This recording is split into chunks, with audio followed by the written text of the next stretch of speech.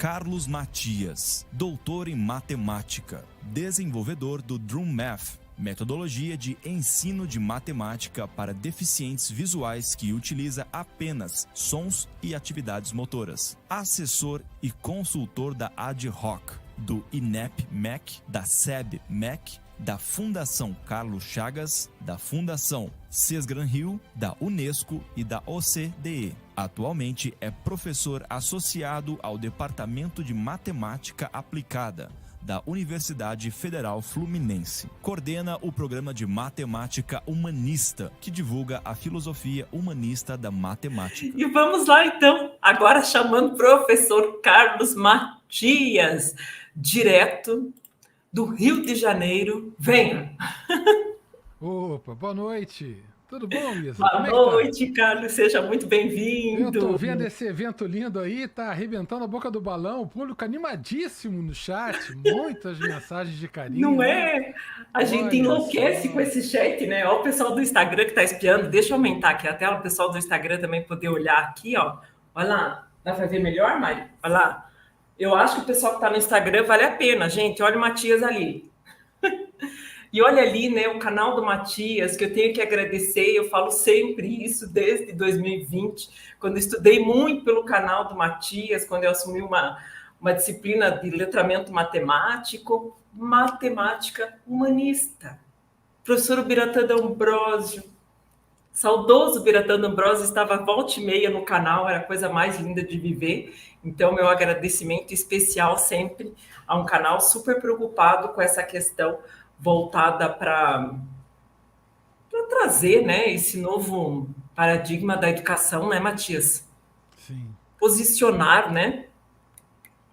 Isso daí, isso é algo aí super importante, eu acho. Eu acho que a gente precisa repensar tantas coisas, Isa, aí. E aí eu acho que o Biratã, ele foi uma pessoa que, assim, extremamente subversiva em termos assim, do que atravessa a contribuição dele, né, dentro da área da educação e da educação matemática, é uma coisa assim que não tem nem como medir, é uma coisa brutal, sabe? É no nível de um Paulo Freire, é uma coisa realmente, é uma pessoa muito, muito especial. E certamente ele me inspirou muitíssimo no canal, foi um grande apoiador do canal, participou de um monte de evento, como você falou, lá no canal. É isso aí, vamos seguindo e seguindo aí com esse legado, né, de falar sobre as pessoas, né?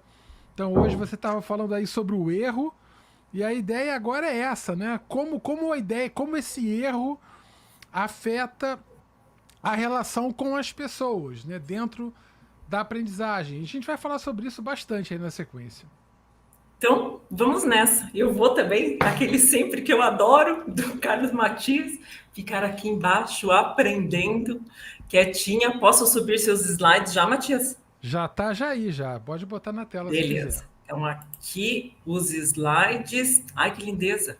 Show. E eu quietinha aqui embaixo. Maravilha. Então, pessoal, boa noite a todos. Deixa eu começar então agradecendo. A Isabela saiu, mas eu queria agradecer a ela, né? E também, naturalmente, ao IC aí pela gentileza do convite para mim participar desse evento. É algo muito bacana, muito honroso. Eu fico muito.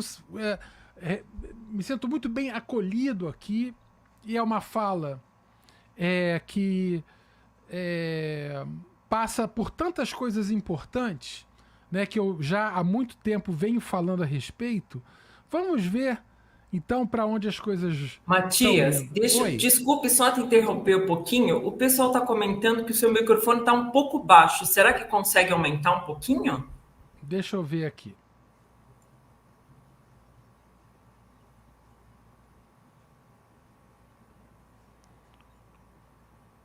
Um pedido, eu vi que não foi só um, mais de um comentou da questão do som, então se conseguir.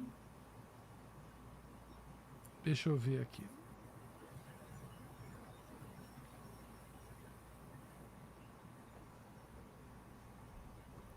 O professor Matias já está verificando.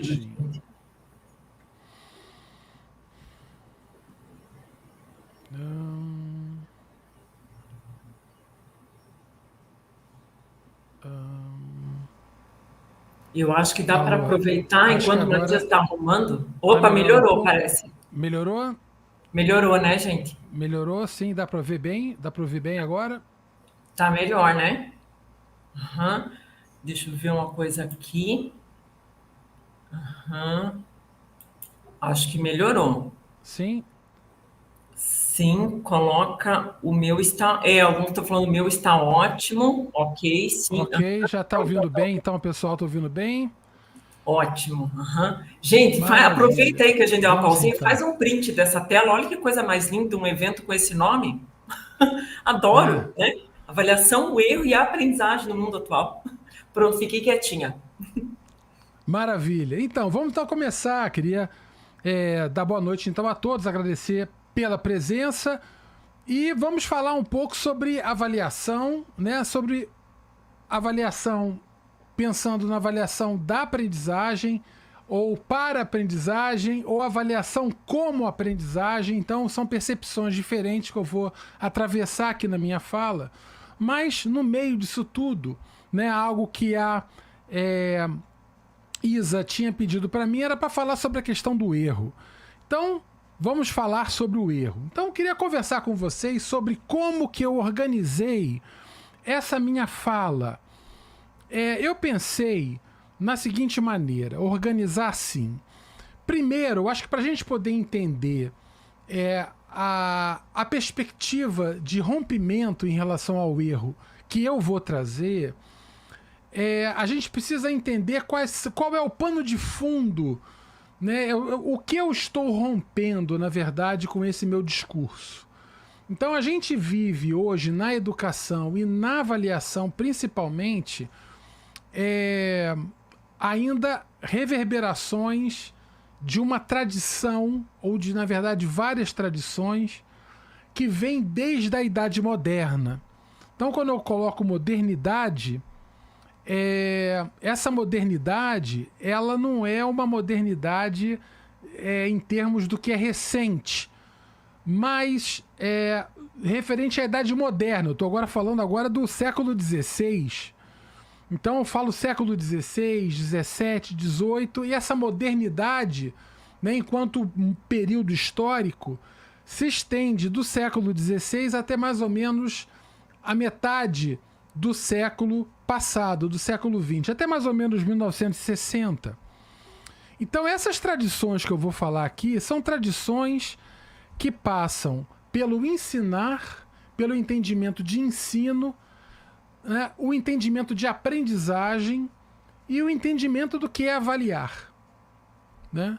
Eu queria falar sobre algo que eu chamo de despersonalização, que é, na minha forma de ver, um dos centros dessas tradições que emergem da Idade Moderna, né,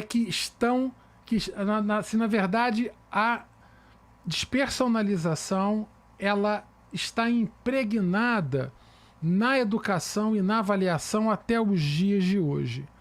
Quero falar sobre o entendimento absolutamente equivocado que se tem sobre erro, é um entendimento errado sobre o erro. Eu quero falar sobre isso e quero propor, naturalmente, não só criticar, mas também propor um novo olhar, um reposicionamento, né, do nosso entendimento sobre o erro. E, sobretudo, né, sobre a ética e a dimensão social da aprendizagem. Sabe, eu acho que é algo muito importante isso, né? Então, vamos lá. Bom, vou começar a falar sobre a tradição em relação a ensino. Como a gente entende ensino, né? Quando a gente fala em modernidade, quando a gente pensa em século XVI, a educação, naquele período, esteve casada, abraçada, né, às invasões coloniais, né? A expansão colonial, né, que conquistou aí na base da invasão, da legitimação da violência, né, do horror, né, diversos continentes.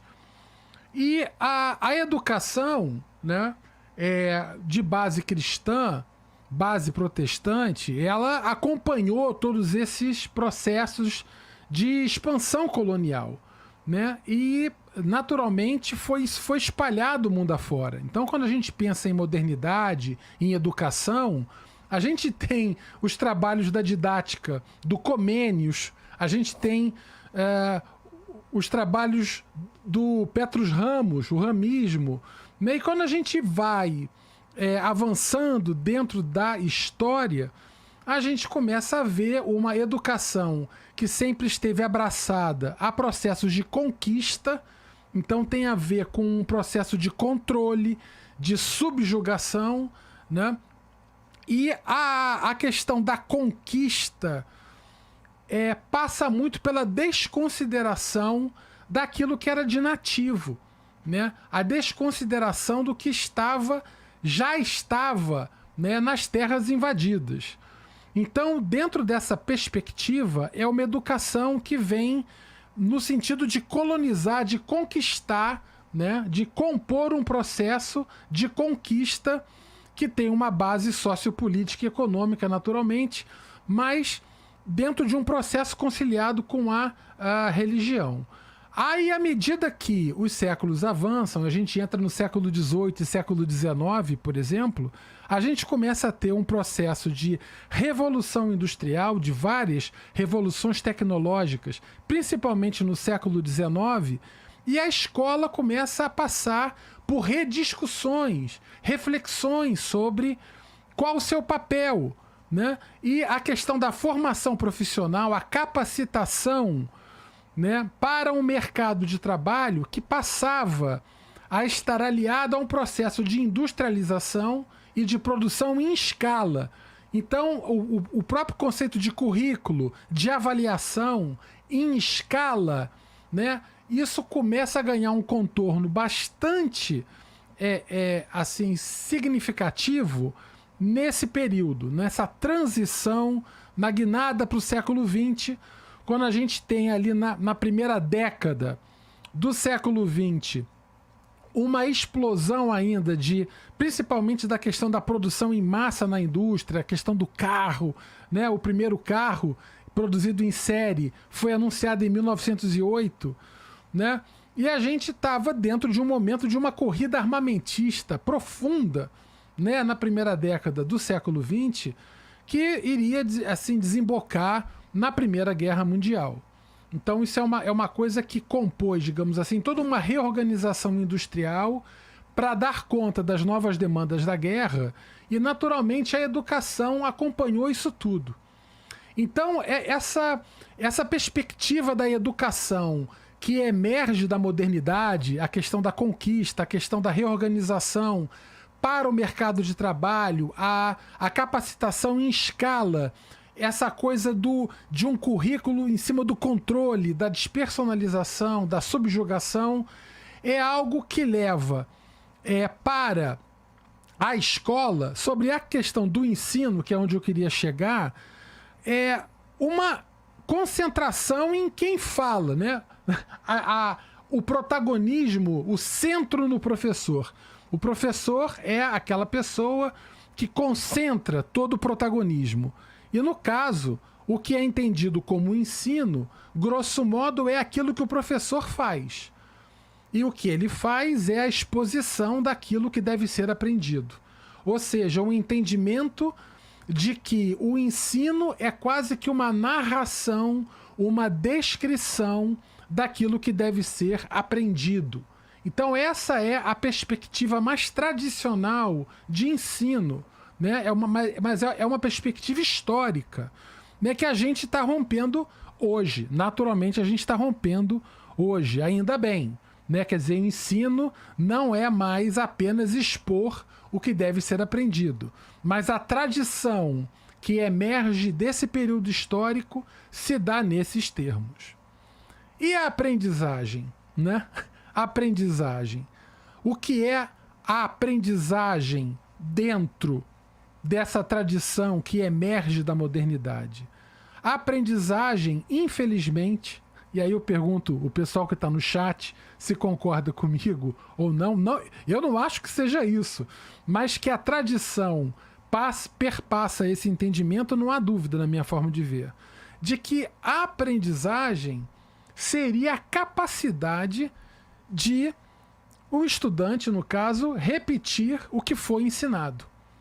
Então, se a gente olhar bem o que acontece na escola, em um modelo concentrado em aulas expositivas, o professor expõe e depois, no processo avaliativo, ao final, ele vai buscar apresentar problemas, exercícios, enfim, no teste, na prova, que sejam, em princípio, semelhantes ao que aconteceu em sala de aula, durante as aulas, para ver se o estudante aprendeu, ou seja, se ele é capaz de repetir, né, aquilo que foi ensinado. Ou seja, o entendimento que a gente tem de aprendizagem dentro dessa tradição é muito infeliz, né? Quer dizer, aprender é apenas ser capaz de repetir o que foi ensinado. Para mim, aprender às vezes é romper com o que foi ensinado. Mas, enfim, são perspectivas diante do conhecimento. Né? Mas como que a avaliação ela entra em cena? A avaliação ela entra em cena. O que é a avaliação dentro dessa tradição que emerge da modernidade? A avaliação de aprendizagem dentro dessa tradição é uma certificação da capacidade do estudante de repetir o que foi ensinado. E essa certificação é dada por uma medida que é viabilizada por uma nota, que é viabilizada por uma prova, por um teste, por um instrumento. Quer dizer, essa tradição em torno da aprendizagem confunde avaliar com aplicar uma prova, com aplicar um teste, com medir a capacidade de repetir. Então, essa é uma visão absolutamente equivocada da avaliação. Se a gente hoje vê o que acontece em termos de século XXI e o que a gente precisa na humanidade para pensar uma escola para a cidadania, esse olhar de avaliação é totalmente absurdo. Então, mas a gente tem até hoje, principalmente em torno da escola pública brasileira, os testes e avaliações em larga escala que acontecem no Brasil, como o SAEB, por exemplo, que vem induzindo dentro do espaço da escola pública práticas de treinamento de preparação para a prova.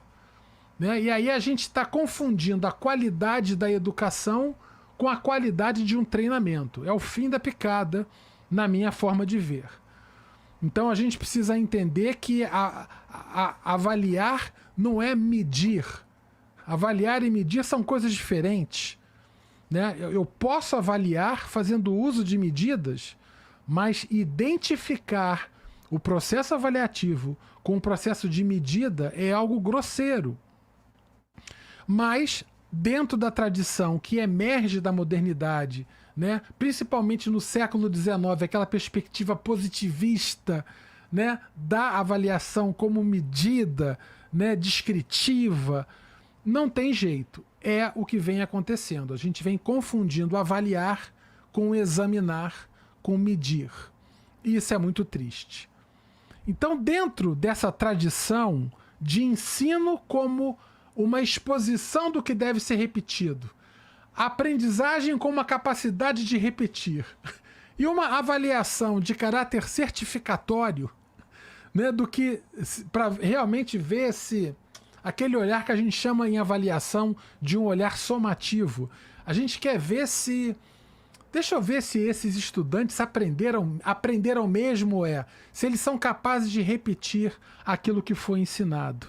Né? Então, isso é uma coisa, eu acho muito triste, mas essa é a nossa tradição. E aí, dentro disso tudo, eu queria voltar até para essas três figuras que eu coloquei aqui. Reparem que todas as pessoas aqui estão silhuetas, você não vê o rosto de ninguém. são silhuetas, são pessoas sem face, né? O estudante ali, você não vê o rosto dele, né? Dentro do processo avaliativo, você não vê... Quer dizer, a gente está encaminhando uma escola padronizada e que é incapaz de perceber as diferenças trazidas por cada um. E nós, diante dessa padronização, estamos despersonalizando os estudantes. Em que sentido? Né? Dentro das práticas curriculares, né? Promovendo experiências que não levam em consideração cada um, mas que são encaminhadas da mesma maneira para todos. O ensino é igual para todos. A avaliação é igual para todos. É a mesma prova, é o mesmo tempo. Todos devem aprender a mesma coisa no mesmo ritmo, no mesmo tempo. Então, isso é uma mensagem subliminar, na minha forma de ver, muito equivocada também. Né? Há uma grande diferença entre olhar para um estudante. Essa é a minha turma do 9º ano. Né? Quando um gestor, né? um secretário ou uma secretária municipal de educação olha para uma escola, né? Olha para os estudantes do 9º ano, esse é um olhar da gestão. Então a gestão, ela está querendo ter uma ideia do sistema, mas a relação pedagógica entre professor e estudante, entre estudante e estudante, é uma relação onde estudantes do 9º ano, e isso não basta. Eu tenho que saber quem é André Luiz e quem é Maria. Eu preciso diferenciar, discriminar quem é Jorge e quem é Luísa, quem é Isabel. Então, assim, eu preciso diferenciar, discriminar, ter uma ideia de cada um, das diferenças que compõem cada um, do sonho de cada um, do que cada um já traz consigo, de quais são as suas expectativas, quais são os seus desejos, o que eles esperam da escola, se eles trabalham ou não, do que eles gostam, do que eles querem aprender. Essas questões, em geral, não vêm sendo percebidas dentro da escola. E a gente vem nesse rolo compressor de base nacional comum curricular, com materiais pré-produzidos em massa, em série, que mapeiam cada aula, que não dão autonomia para o professor lidar com cada um, mas impõem quase que uma forma indiscriminada e indistinta de lidar com todos. A gente precisa resgatar cada um. Educação para todos é mole. Falar que a escola é para todos, isso é fácil. Isso é discurso que, para comover e sensibilizar a sociedade, né, sobre a amplitude da escola. Mas a escola para cada um, esse é o desafio do século XXI. Então, cada um é diferente de todos, dentro da perspectiva pedagógica. Então a despersonalização é essa tragédia da modernidade. A gente olha para os nossos estudantes. E aí, como a gente usa dentro desse mar de silhuetas, aonde são pessoas que você não vê a face, você não conhece a história, são todas iguais em princípio, né? Como a gente difere uma da outra? O CPF. Tá, mas eu não sou o meu CPF. Mas tem um número de matrícula na escola. Tá bom, mas eu não sou o meu número de matrícula. Eu tirei conceito A. Eu tirei conceito C. Mas o conceito que eu tiro em matemática ou em língua portuguesa fala pouco sobre quem eu sou. Mas eu tirei 8,5. Eu tirei 7. A gente vem utilizando classes e categorias e o processo avaliativo para discriminar os estudantes que poderiam ser discriminados ou diferenciados ou considerados por meio de conversa. Eu poderia conversar com os estudantes, eu poderia ouvi-los, eu poderia perguntar a eles: o que você sonha? O que você gostaria de aprender? Não. Eu trato como a escola e o currículo como um passeio pelos trilhos de um trem. Rígido, duro, igual para todos. Todos a bordo do trem. Todos abrem a janela na mesma hora para verem as mesmas coisas. Na vida não é assim, infelizmente. E aí quando a gente vê os estudantes abandonando a escola, daí a escola perdendo, né, um status, até no próprio reconhecimento social, a gente começa a entender. A escola precisa lidar com cada um. Isso que está na tela aqui não basta. Isso aqui não basta. Não basta. Então, o que eu quero colocar é que quando a gente vive a despersonalização dentro do processo avaliativo e a gente avalia todo mundo da mesma maneira, do mesmo jeito, usando o mesmo instrumento, né? A gente tem ainda... A gente chega no absurdo. Eu queria perguntar para vocês que estão no chat. Assim... Vocês já viram pessoas confundindo avaliação com prova? Por exemplo... a sua avaliação é que dia? A minha avaliação é dia 14. 10 horas da manhã. Ou seja, dia 14, 10 horas da manhã, é o dia que você aplica a prova. Quer dizer, a sua avaliação, ela é localizada. Ela tem hora para começar e hora para acabar. E só vale o que acontece naquele período. O que o estudante sabe antes, o que ele faz antes ou o que ele faz depois, quase sempre é irrelevante dentro do processo avaliativo. A gente não tem um olhar permanente, sabe? Uma curadoria permanente, uma parceria permanente avaliativa. Não, a gente tem momentos de avaliação. Então, esse é um modelo, a tradição que a gente vive, né? E aí, quando a gente aplica uma mesma avaliação para todo mundo, o mesmo processo, indistinto para todo mundo, o que a gente sinaliza de maneira subliminar é que todo mundo tem que aprender as mesmas coisas no mesmo ritmo, no mesmo tempo. Era o que eu estava falando há pouco. E aí, como a gente consegue diferenciar? Quer dizer, os critérios de avaliação são definidos, em geral, pelo próprio professor, pela própria professora. E a priori, os estudantes não sabem qual é o critério de avaliação. Normalmente, eu fiz uma prova, tirei uma nota 8, mas quais são os critérios?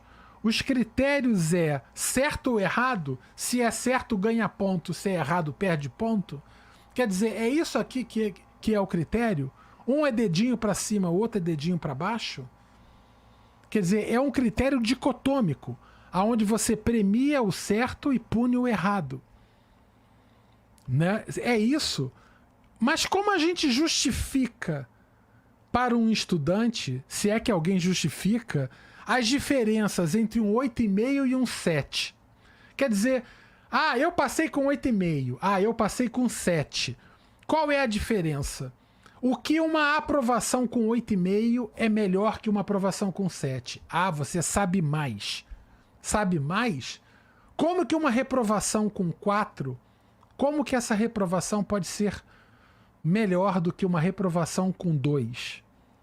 Então a gente não tem um cuidado em explicar, em fazer uma devolutiva para os estudantes sobre qual é o significado daquela medida. A gente mede e pronto. Né? E isso é tão grosseiro que a gente chega às raias de confundir o avaliar com aplicar um critério de correção de pontos, de penalizações. Avaliar não é aplicar um critério de penalização. E aí como é que a gente justifica? Por que já que o ensino é igual para todo mundo e a avaliação é igual para todo mundo, como a gente justifica o fato de um estudante se sair melhor do que o outro? E aí a gente chega no absurdo absoluto. A gente chega no discurso sobre o mérito. Essa coisa meritocrática, tosca e absurda. Né? Quer dizer, o mérito é um atributo absolutamente abstrato e falacioso que falemos a verdade, busca culpar o excluído pela própria exclusão. Então, se um estudante tira 4 numa prova porque ele estava com dor de cabeça ou passando mal, ou porque ele estava com fome, a fome faz com que estudantes tirem notas baixas na prova. Alguém aí já fez uma prova com fome? Não é fácil, não. Mas aí a gente vai falar que é falta de mérito, que é falta de inteligência, de dedicação. O fulano se dedicou mais, tem dom, é mais inteligente. E aí a gente planifica sobre essa nota um contexto de vida que é multidimensional, entende? Que não cabe dentro de uma reguinha numérica. Então o olhar avaliativo, né, o olhar classificatório, hierarquizante, certificatório, essa é a tradição, né, que vai desaguar na questão da meritocracia podre que invadiu a escola nos dias de hoje e que nós temos que combater absolutamente. Absolutamente. Então, se alguém fica eu tirei 10 em matemática. Puxa, parabéns, você é tão inteligente. Isso para mim é uma ofensa. Porque você está colocando o meu rosto em uma face de uma moeda na qual a outra face tá chamando de burro o meu colega que tirou 3. Tá chamando de fracassado quem tirou 2. Entende? Eu não quero essa dicotomia, eu não quero esse binarismo. Eu não quero o elogio, né, que dá o tapa nas costas de quem tira 9, mas que chama de burro, ofende, ou que descredencia os esforços de quem tirou uma nota baixa. Então a gente precisa ir além. A gente precisa ir além disso, né? Então a gente tem, chegando agora no erro, Isa, aí, ó, chegou o grande momento. O erro, ele acaba ocupando exatamente essa dicotomia. O entendimento que se tem do erro é o que define o certo e o errado. O certo é sem erro. O errado é com erro. Então é sim ou não, é certo ou errado, né? E aí na matemática, que é a minha área, isso ainda é pior, porque não, mas 1 mais 1 é igual a 2. Se você falar que é 3, está errado. A gente ainda tem isso, na matemática é ainda pior, essa dicotomia do olhar avaliativo, né? E aí o erro, né, ele é tão... A gente, dentro dessa... Na tradição, por exemplo, jesuíta, né, quando os estudantes erravam, eles tomavam uma paulada na mão com uma palmatória. Eles sofriam um abuso físico. Então, a questão da... Não, você vai aprender. É uma tradição comportamental. Se você faz uma coisa indesejada, que eu não desejo, você recebe uma punição. E aí o castigo te faz aprender. Ou seja, isso é uma percepção extremamente religiosa também. A coisa do castigo, esse efeito de sensibilização, né? Se você olhar, por exemplo, vocês conhecem aquela brincadeira amarelinha? Sabe a brincadeira amarelinha? Vocês já brincaram de amarelinha? Aquela brincadeira que a gente desenha no chão os números e a gente vai pulando, joga uma pedrinha e pula, tal. Na hora que para poder ganhar a amarelinha, como é que a gente ganha a amarelinha? É chegar lá no final, né? No final da amarelinha, né? Qual é o nome do final da amarelinha? É o céu. O nome é o céu, né? E aí eu pergunto, quem brinca de amarelinha sabe. Quando alguém erra na amarelinha, pisa em cima da linha ou pisa na casa que não devia, o que acontece?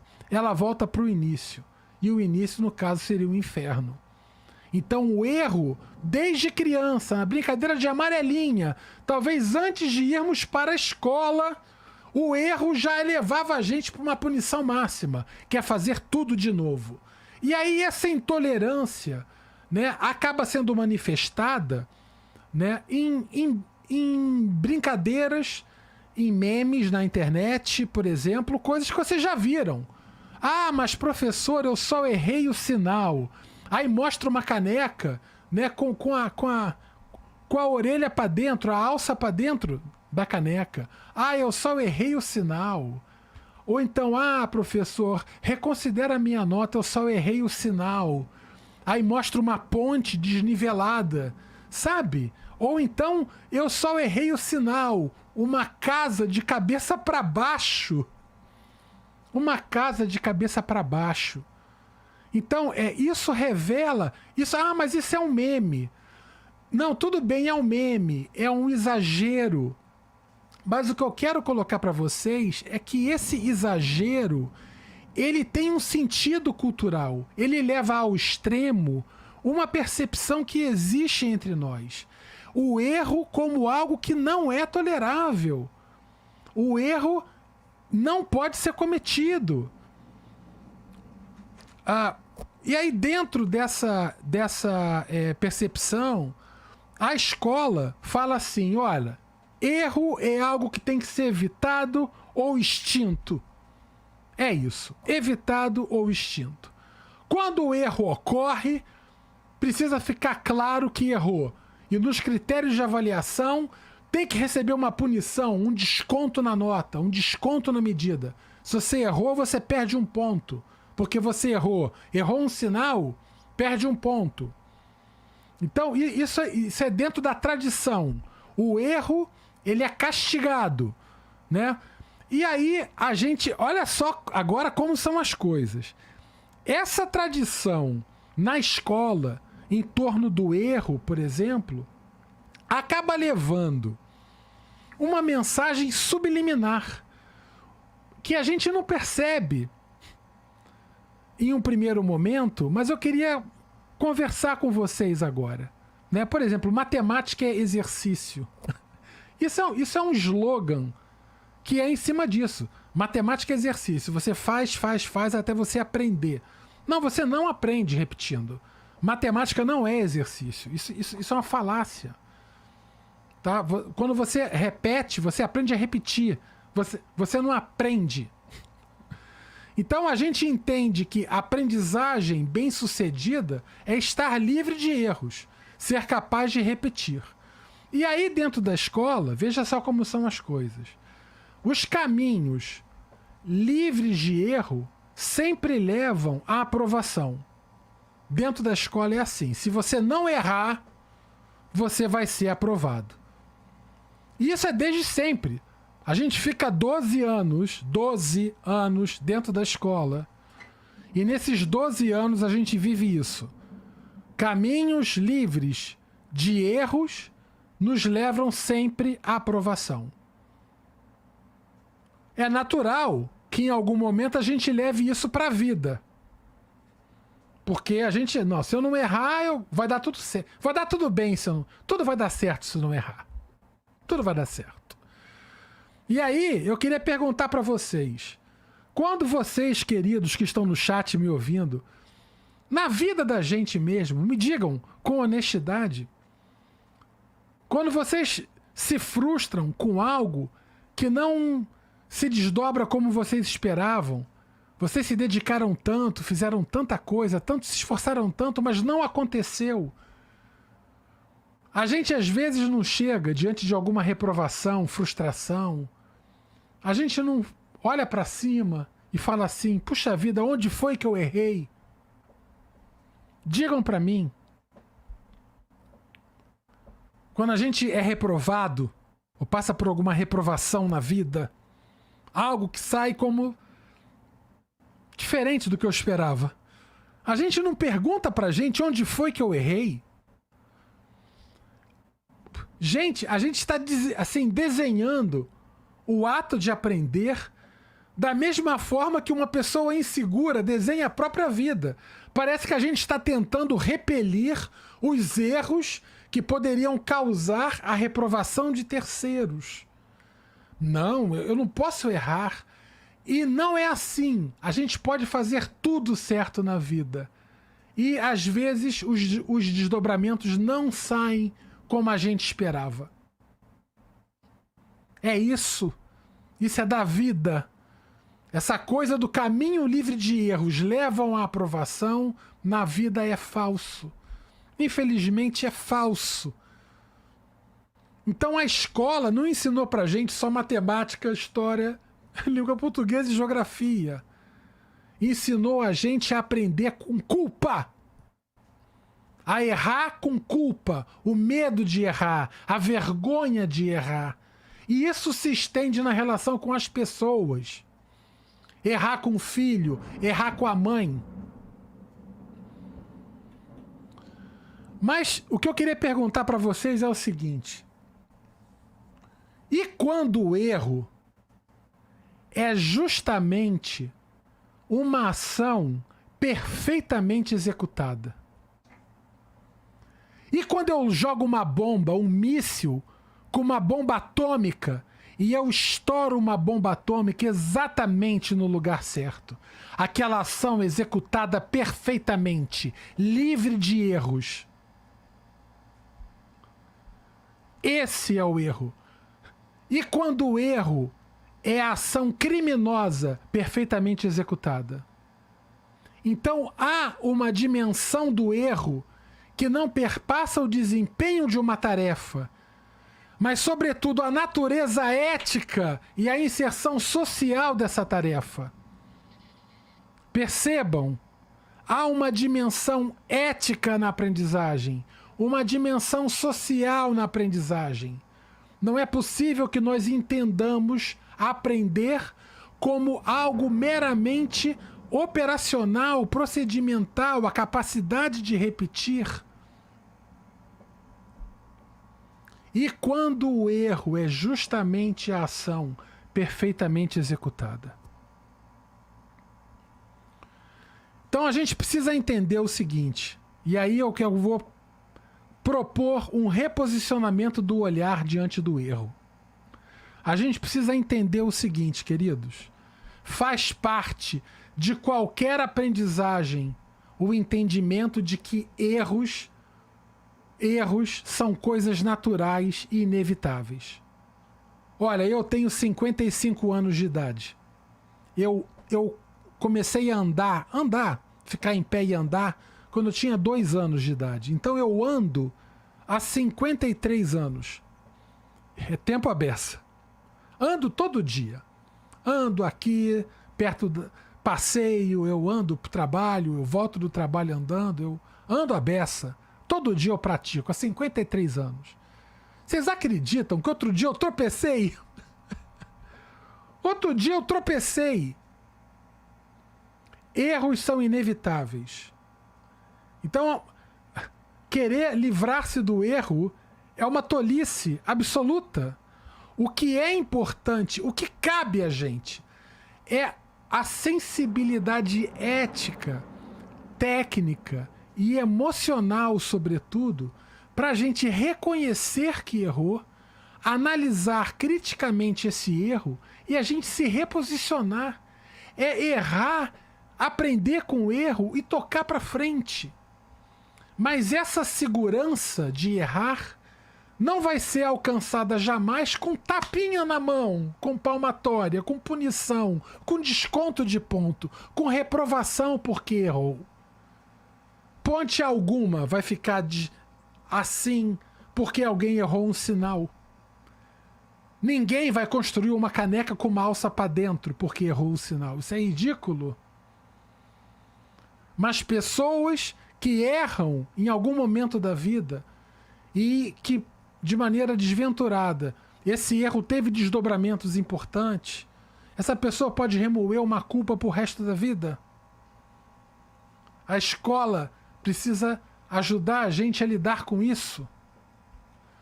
É importante que a escola naturalize. Olha só, olha a palavra que eu estou usando. Eu não estou usando mais erro. Eu quero propor uma outra palavrinha. Desacerto. É importante que a escola naturalize os desacertos, para que os estudantes possam enfrentá-los com leveza e bem-estar. Qual a diferença entre erro e desacerto. Explicando. Muitas vezes a gente entende acertar como fazer certo. No entanto, acertar não é fazer certo. É fazer um acerto. É conversar, é abraçar. Fazer certo é uma via de mão única. Acertar é de mão dupla. É abraço. É conhecer o outro, é o outro te conhecer. É conversar, é chegar a um consenso, ao entendimento junto com... Aí, olha a Mantoan aí falando aí. Olha a Mantoan. Vocês estavam falando da querida Mantoan. Por sinal, conheçam o canal da Matemática Humanista. Eu fiz um programa muito bacana com a Mantoan, tá? Depois eu vou botar o link para vocês conhecerem. Mas a escola precisa naturalizar os desacertos. Mas perceba uma coisa. Quando eu falo naturalizar o desacerto, as pessoas que me ouvem e que criticam a minha posição, elas falam assim: esse cara é um doido, então agora vai querer conversar porque 1 mais 1 é igual a 3? 1 mais 1 é igual a 3 está errado. Não é isso que eu estou dizendo. Eu não estou dizendo de naturalizar o erro, de esquecer o erro. O que eu estou falando é que naturalizar pode ser considerar o erro de forma sadia, o erro como oportunidade, como vínculo, como elo com um futuro de aprendizagem, de abraço, de possibilidade de crescimento, de desenvolvimento. Erro é promessa. Erro é promessa. Quando a gente está disposto a entender que aquilo é uma oportunidade. Um professor que pune um erro, ele está perdendo tanta coisa. Ele tem que aproveitar o erro. O erro não é algo a ser punido, é algo a ser aproveitado. É possibilidade pedagógica. É uma revelação honesta daquilo que está acontecendo no estudante.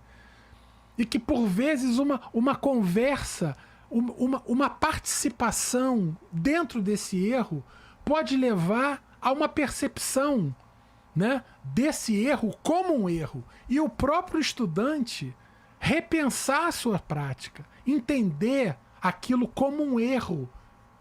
Porque até que o estudante entenda o erro como um erro, para ele é acerto. Entendamos isso, queridos. Até que um estudante entenda que algo está errado, para ele aquilo está certo. Então, o que é importante é o erro como um vínculo construtivo, um vínculo pedagógico. E o processo avaliativo, nesses termos, compõe o ato pedagógico. Faz parte essencial do ato pedagógico. Entendem? E um ato pedagógico não apenas inscrito na raia disciplinar, na matemática, na história. Não. Eu falo agora da gente levar isso para a vida. De errar e tocar adiante, de aprender com erro. Errar é inevitável. Viva o erro. Viva o direito ao erro livre, ao erro sem julgamento, sem piada, sem carimbo, sem punição. Eu preciso ter uma escola parceira que entenda o erro como uma parte de mim. Me compõe, é a minha diferença, o meu erro é a minha diferença. Senão é todo mundo robô, todo mundo tem que ficar igual, todo mundo vai virar igual. Se todo mundo ficar certo, todo mundo fica igual. Isso não é o papel da escola, isso é papel de uma prisão. É uma escola, não é uma prisão. Bom, para acabar a minha fala, eu queria só chamar a atenção o que vem acontecendo agora no século XXI. Quer dizer, na verdade, desde o final do século XX, eu vou botar lá para a década de 90, a gente começa a ter uma mudança de perspectiva para habilidades e competências. Sei que vocês já devem ter ouvido falar bastante nisso, eu não vou me aprofundar nisso, até porque não é muito escopo da minha fala. Mas, grosso modo, uma habilidade seria um dimensionamento mais prático do saber. Então, se eu tenho, por exemplo, eu tenho os conteúdos disciplinares, e uma habilidade tem a ver com práticas, com dimensionamentos mais práticos que eu posso viver em torno daquele objeto de conhecimento, daquele conteúdo disciplinar.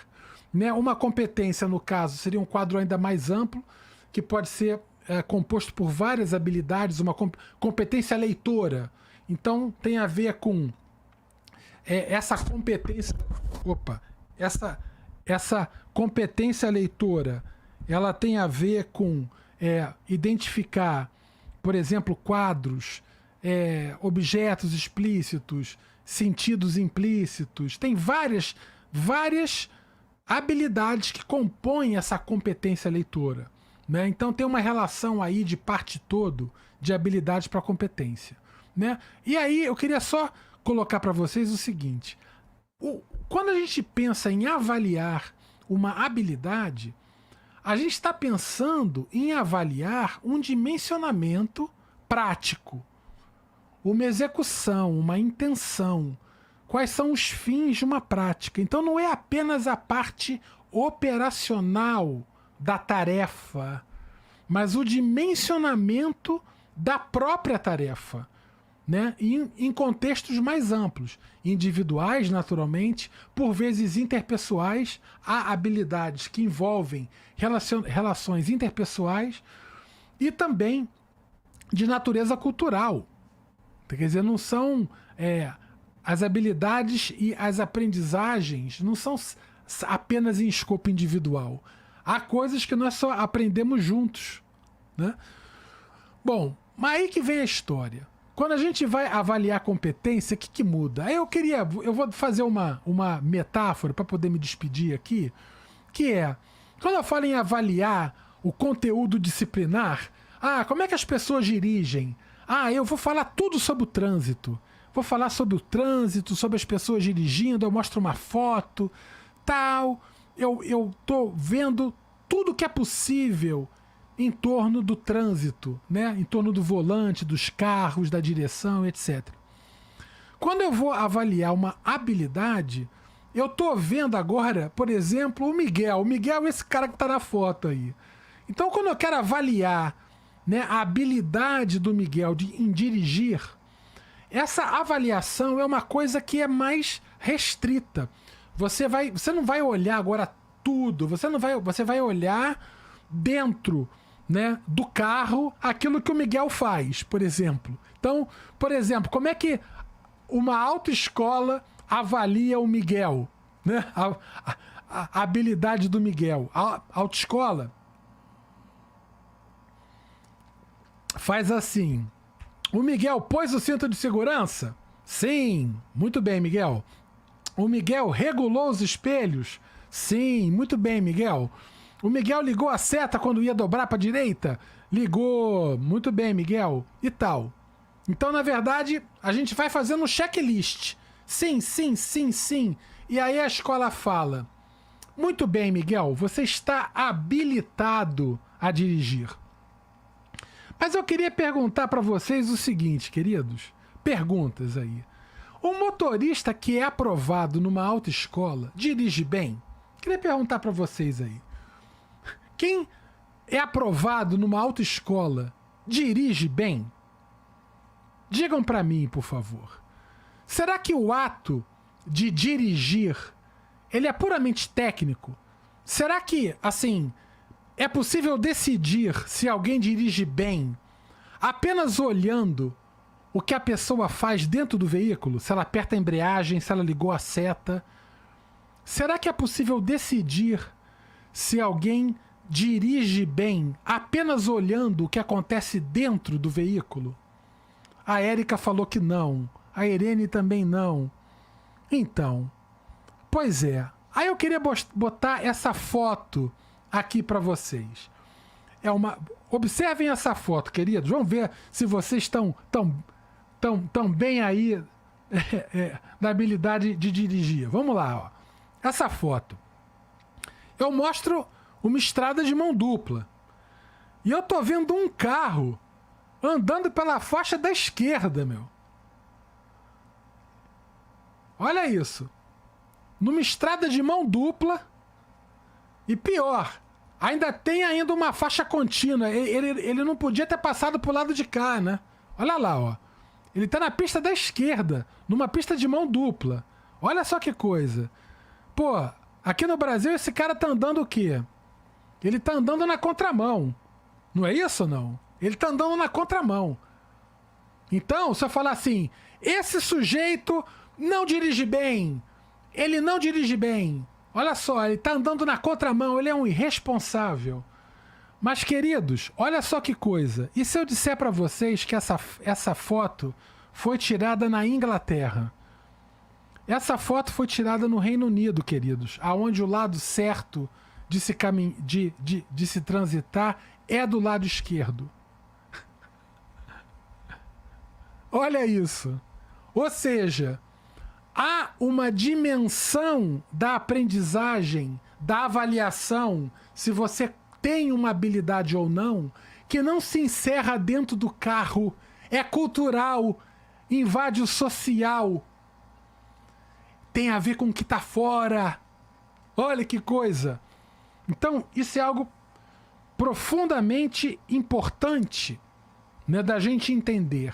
Há uma dimensão sociocultural na aprendizagem, por mais restrita que a tarefa pode aparecer. Tá? Então ele tá dirigindo bem, ele tá fazendo a coisa certa, tá andando pela faixa certa. Tá? Se ele andasse assim no Brasil, estaria errado. Olha que coisa. Então, mesmo quando se considera a aprendizagem como algo construído no indivíduo, uma tarefa bem desempenhada, a dimensão central é inscrita no âmbito social e tem uma questão ética central sempre. Ninguém... Ah, você foi para a escola por quê? Eu fui para aprender equação do segundo grau. Não. A equação do segundo grau vai ser um meio para. É uma via para a cidadania, para a crítica, para a compreensão das situações de vida. Então, o conhecimento disciplinar, as habilidades são meios, são caminhos, são vias para, não são os fins. Então, considerações finais, acabando a minha fala, 1 hora certinha. Primeiro, na tradição moderna, queridos, infelizmente, a avaliação é um julgamento de elementos substantivos, né? E que forja uma dicotomia entre certo e errado. O certo e o errado, estados absolutos. O errado a ser punido e o certo a ser premiado. Eu penso tanto o certo como o errado precisam ser aproveitados. Porque mesmo quem tira 10 de uma prova e em princípio saberia tudo, não sabe tudo com certeza. Então a gente precisa confiar menos nas medidas. Elas dizem muito pouco sobre cada um. A perspectiva pós-moderna, que é essa perspectiva que eu trago. Então eu estou falando agora pós-modernidade, tá? Eu sou um crítico da modernidade. A Isa me chamou para falar com vocês aqui, ela sabia disso. Eu sou um crítico da modernidade. Então, na perspectiva pós-moderna, que é aquela que eu sou mais afim, a avaliação é um espaço de confronto. Quando eu falo confronto, não é briga, é debate, é abraço, é conversa. Só que essas conversas buscam o consenso, né? E entender que a conversa, o consenso, é algo fundamental dentro do ato pedagógico e principalmente atravessa todas as raias disciplinares. Então o que eu falo aqui não cabe na matemática, na história, não, eu estou falando agora de algo muito maior, que é transversal a isso tudo. A gente precisa substituir o fazer certo por acertar. o acertar. Vamos botar os estudantes para participarem da construção dos critérios, eles entenderem os critérios de avaliação, eles participarem dos critérios de avaliação, eles participarem da avaliação. Acreditar que isso pode acontecer sem que eles ajam de má fé, porque não precisa sempre convergir para uma nota. Ah, todo mundo vai se dar 10, né? Se der autoavaliação, vai todo mundo se dar 10. Não, eu não estou falando disso, não.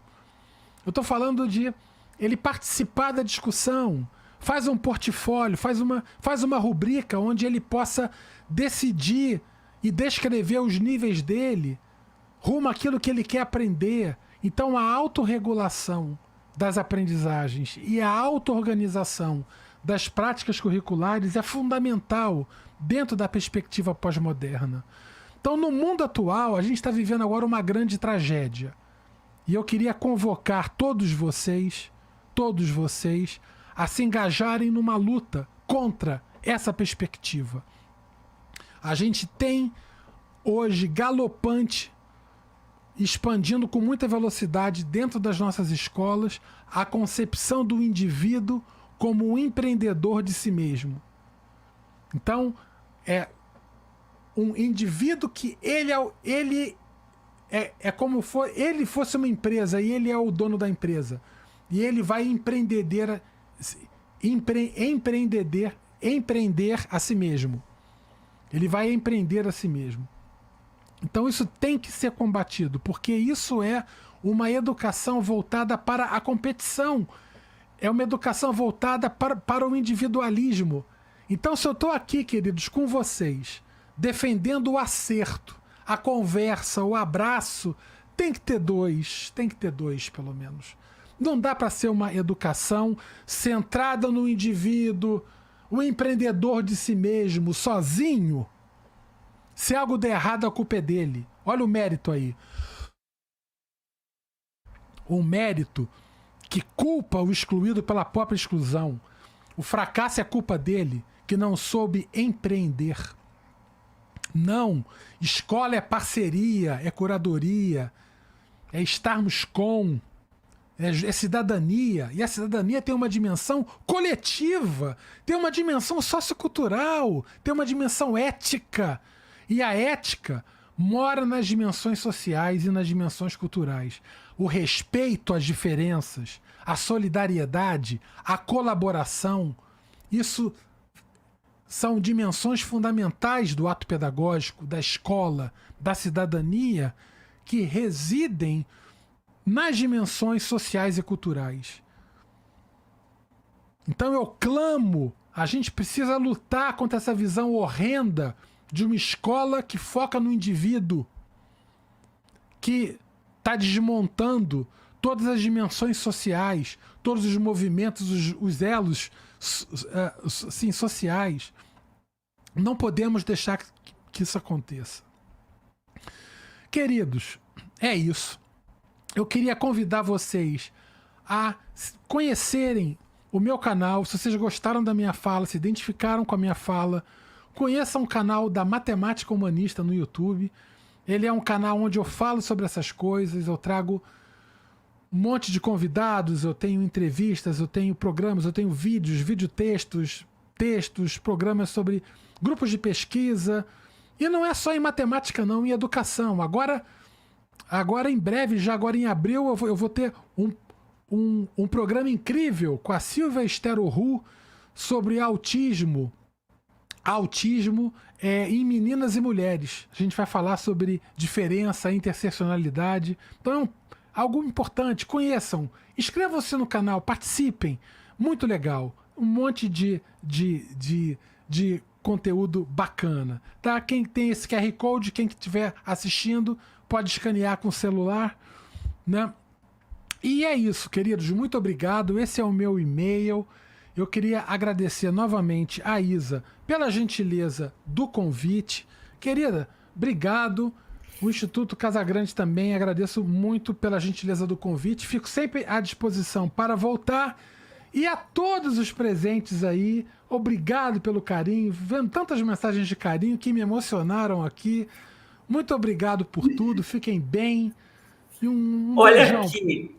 Olha, a Jaque acabou de colocar tudo esse professor, fim do individualismo, ficar na parceria, na sociedade. Matias tem muitas mensagens. Eu vou te dizer assim, ó, a percepção desde o início do pessoal aqui no chat. Primeiro foi uma coisa muito falando, tá, Matias, mas tem o Enem, tem o ENAD, tem vestibulares, né? Como é que a gente faz? Daí, de repente, entrou toda a questão do erro, do desacerto, né? E de repente, Matias, foi algo assim do tipo, puxa, é uma parceria. E eu vou responder uma pergunta, Matias, por você, que teve alguns que colocaram no chat a pergunta assim, tá, professor, mas como você faz com os seus alunos, né? Como são suas provas, tal, suas avaliações? E eu vou responder como alguém que ficava nos bastidores lá na época da pandemia assistindo muito seu canal, né? Como eu disse, estudei muito por ele. Apareciam muitos alunos do Matias lá no canal, muito, ex-alunos, né? Matias ainda, você tá aqui, não sei o quê, não sei o quê. Eu nunca vi ninguém falando que era fácil. E eles estavam lá de novo. Eles ainda lembravam situações em que eu acho que isso que o Matias citou de não é quando o Matias fala assim, não vamos nos abraçar com erro, ele não está falando vamos passar a mão na cabeça e acabou, gente. Isso, claro. É isso que ele falou, é um confronto, né? Uhum. Então ninguém ali no chat de alunos dele, por isso que eu estou falando, não é o Matias que está falando, eu via isso. Era um confronto mesmo que eles tinham, mas era um confronto de parceria. Né? Então, é ali tentando encontrar uma reflexão a respeito do assunto que eles estavam tratando e muitas vezes saíam da aula, daquele momento que eles estavam juntos, sem uma resposta, né? Porque eles estavam, afinal de contas, refletindo, mas eles estavam juntos naquele confronto. E esses alunos que muitas vezes já tinham passado daquele momento, estavam de novo assistindo às aulas, às lives do Matias. Né? Então, isso acho que responde muito, né? Porque não acabou. A impressão que eu tinha ali, isso me fazia vibrar, é que não tinha acabado aquela disciplina que o aluno tinha sido aprovado lá na universidade. Não acabou, continuou, né? Eles estavam ali ainda. Isso mostra, tipo, não acaba, não tem foi aprovado e acabou, né? Não é isso, a concepção é diferente. E, de novo, quando se trabalha numa concepção dessa, não está se passando a mão na cabeça, que alguns comentaram ali, do tipo, nunca vai corrigir o erro. Não é isso, né, gente? Não é isso. Não é que nunca vai corrigir o erro, é outra concepção do erro. Vamos junto confrontar isso que está acontecendo. A ideia, Isa, é o professor, por exemplo, ele, na hora que ele percebe um erro, a ideia é o professor sentar nesse erro junto com o estudante, mas sem falar assim, olha, isso aqui está errado, isso aqui não é assim, é assado. Você pode levar o estudante pela conversa. Mas então, se é assim, por que aqui é assim? Até que ele veja aquilo e chegue numa contradição e veja que aquilo não está vibrando com o conjunto, né? Sobre a questão, Isa, de como que eu avalio então os meus estudantes, por exemplo, eu não sou contra teste e prova, eu sou contra apenas teste e apenas prova. Então eu tenho sempre uma avaliação permanente, que é um portfólio. Isso em qualquer coisa que eu faça, qualquer curso que eu faço. É um portfólio aberto desde o primeiro dia de aula, onde cada estudante manifesta o que quer estudar dentro da disciplina, e tem uma linha onde eu vou guiando um estudo paralelo ao que acontece na disciplina. O que ele estudou, o que ele viu, o vídeo que ele viu, o que ele gostou, o que ele não gostou, o que ele não entendeu. Mas assim, um espaço totalmente aberto, onde ele fala o que errou, o que não entendeu, o que está boiando. Mas assim, totalmente livre de qualquer entendimento de que ele vai ser punido ou que ele vai ser mal avaliado porque você falou que não entendeu. Não é isso. E, por fim, a questão do Enem, eu entendo que fazer questões de Enem é uma coisa que pode desenvolver a tua capacidade de fazer 45 questões em 4 horas. Tudo bem, isso é um aspecto, mas não te faz aprender. Não te faz aprender o que quer que seja. Te faz ter prática naquele tipo de instrumento. E se não cair no Enem fosse suficiente para a gente abolir coisas da escola, por exemplo, eu não posso fazer uma prova do Enem com consulta, abrindo um livro, por exemplo. Eu não posso. Então eu vou abolir os livros na escola, eu não vou usar mais livro na escola, porque eu não posso usar no Enem. Então, assim, é possível a gente ter um entendimento mais sadio diante do erro e não passar a mão na cabeça, como você disse muito bem, Isa. Não é passar a mão na cabeça, mas que esse entendimento sadio permita aprendizagens que irão Mais livrar... ainda, né? Mais ainda, e que certamente livrarão os estudantes dos erros, inclusive no Enem. Perfeito. Perfeito. Matias, foram selecionadas mais de 60 mensagens para a gente conversar aqui, mas eu já consegui dar uma sintetizada em vários itens que apareceu ali, acho que o pessoal percebeu, né? Porque foram muitas colocações ali mesmo. Eu quero finalizar aqui, ó, e, gente, não quero ser injusta, porque tiveram várias mensagens aqui para o Matias. Matias, depois pode dar uma olhada no chat com carinho, Maria, porque foram realmente muitas, né? A Maria das Dores diz: estou impressionada. Que perspectiva sobre esse assunto. Maravilhoso. Parabéns, professor. Uma visão linda. E de alguém, né, Maria das Dores, que ainda fala em matemática. Tiveram alguns depoimentos falando dos traumas de matemática, e daí vem uma pessoa falando da matemática humanista. Por isso que rompe com tudo, né, Matias? Adoro. Sempre tem uma tragédia com o professor do 4º ano, uma coisa do gênero. Sempre. Matias, eu senti, até me emocionei aqui, em alguns momentos a tua fala parece que ficou mais vibrante, o Biratã D'Ambrosio ainda, em vários momentos ali. Coisa linda de viver mesmo. Quem não sabe quem é o professor Biratã D'Ambrosio, espie lá no canal. Aqui, Matias, como a gente tem uma comunidade muito forte de Paulo Freire, não irão se arrepender. Né? Não irão, é tipo um irmão, né? Porque dois fofos igual, e o professor Biratã D'Ambrosio, então, e Matias, hoje a fala dele foi assim, nossa, parece que o professor Biratã D'Ambrosio estava do lado e deveria estar do lado mesmo da fala. Eu admiro demais da conta e me emociona muito. Só tenho a agradecer novamente, fazia tempo que não vinha aqui no Instituto, né? Eu estava morrendo de saudades aqui, muito, muito bom mesmo. Matias, muito obrigado. E obrigado, Isa. O pessoal tá perguntando se eu tenho Instagram. A Matemática Humanista tem um Instagram que é Humanista Mate. Humanista Mate. Tá isso aí, ó, isso aí, ó, isso aí. E tem o meu pessoal também. Você me acha lá. Se botar Carlos Matias, você me acha. É Drumate então, o nome. tem os dois. E no YouTube, o canal da Matemática Humanista, você já vai ver aquela logo que aparece ali atrás do professor. Você já consegue começar a seguir também. Muita coisa bem diferente que eu vi realmente programado para esse mês de março, né, Matias? Tem um monte de coisa legal. Show. Obrigada, meu querido. Isa, adorei. Sucesso no evento. Beijo para todo mundo. Obrigado. Beijo, obrigada. Valeu. Até mais.